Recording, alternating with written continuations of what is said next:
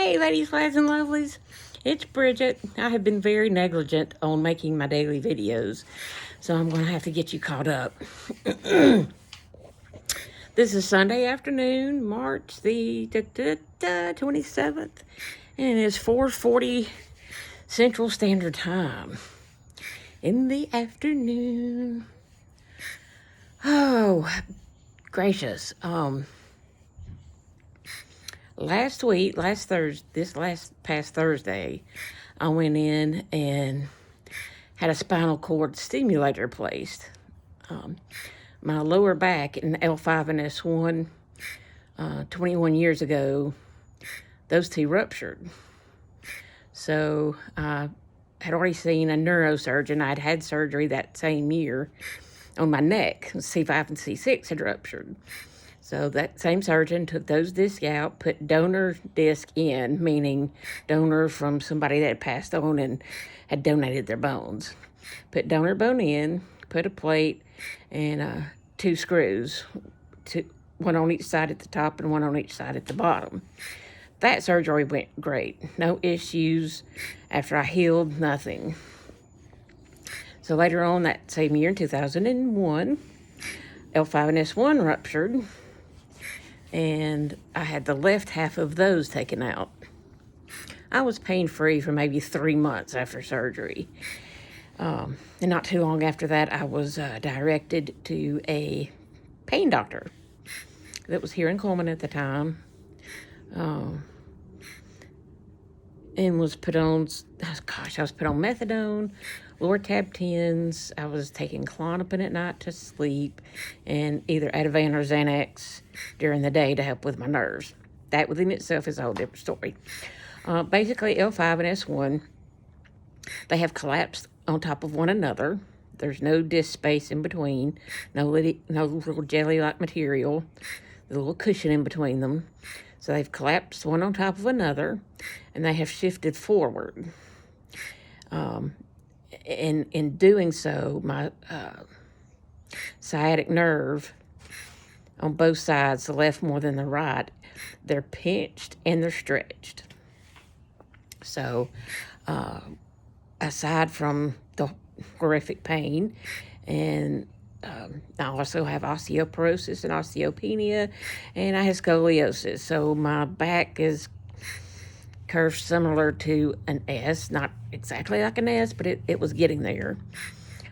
But on my lower back, I have a grade 4 spondylolisthesis. You want me to spell it? Let's see. Spondylolisthesis, SPONDYLISTHESIS. Spondylolisthesis. Hey, guys, I got first place in medical spelling when I was in Health Occupations of America in high school, okay? I won the district competition, and I didn't place at the state level. But, hey, it was fun. I was young, I had a good time, doing all that stuff. I have a gift, I'm able to visualize things. Like that word that I just spelled, I was able to visualize it in my head and just call the letters out to you. Sounds crazy. Don't call the little guys that have the white suits with the long arms don't call those people. I'm not ready to be taken away. So, getting back to Thursday. Thursday, I went into the local hospital and had a spinal cord stimulator placed. You can search it up on YouTube. I mean, there are some shorts of surgeons placing those. The surgery itself took an hour and a half. Basically, they're long leads. The only thing I know to compare it to is similar to a charging cord, but it's not like that. Anyway, one lead, the doctor pushed it up on there's one on each side of my spine. So I have lead wires coming out of my lower back and going to, I'm going to try to pull this baby out so I can show you. I have to wear a Velcro belt around my waist because the wires are connected to this. That's my stimulator for now. I do a 2 to 3 week trial of wearing this little booger.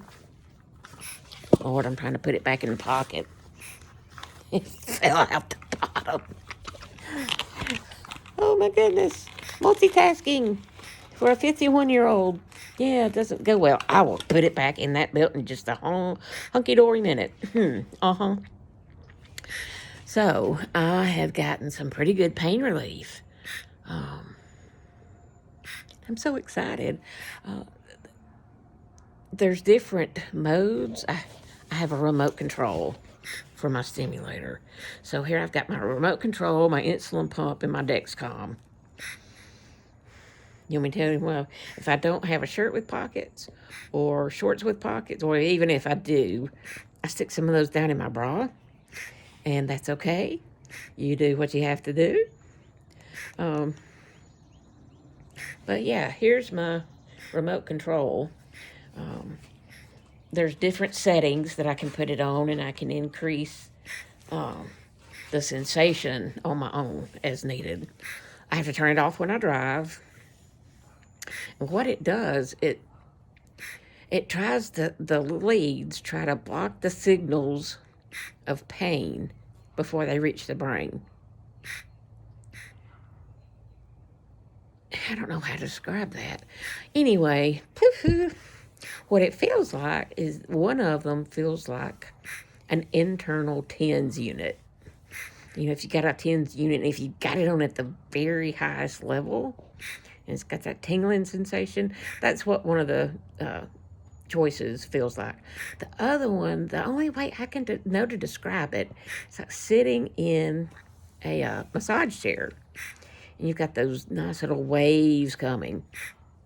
That's the only way I know how to describe it, guys. You know, and not only has my pain improved, I'll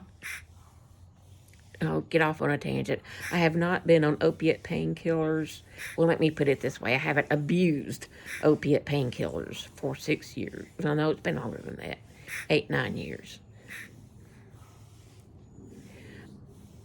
Yeah, that's a different story. Sorry, got off on a tangent. And then that thought left. But anyway, I'm mentally aware. I'm more mentally awake.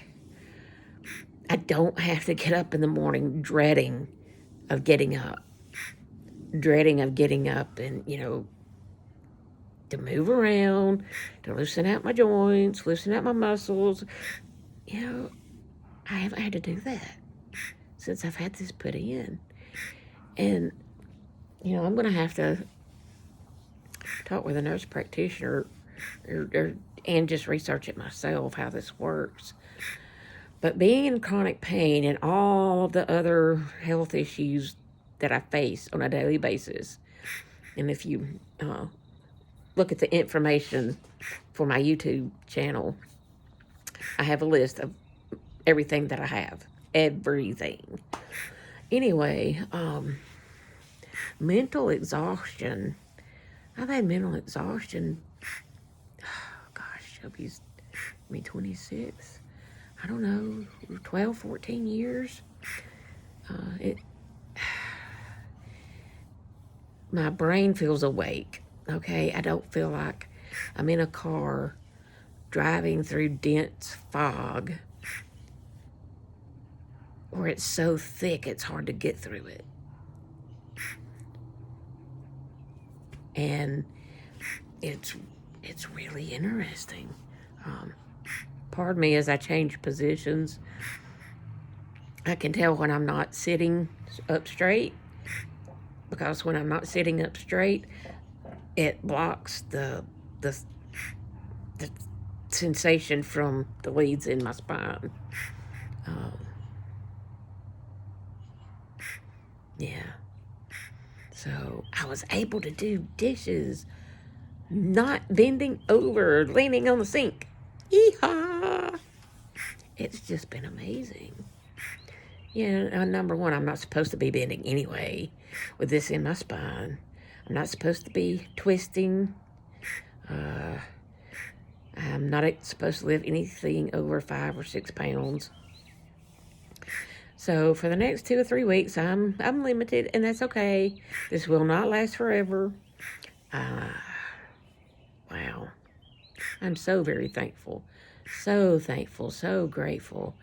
I have some wonderful people that work at the local hospital that helped to get me through Thursday. And without them, without their positivity, without their positive energy, it would have made an entire experience very difficult to get through. But with them being there and being so positive and so outgoing and so loving, I knew I was in great hands, and I knew I would be okay.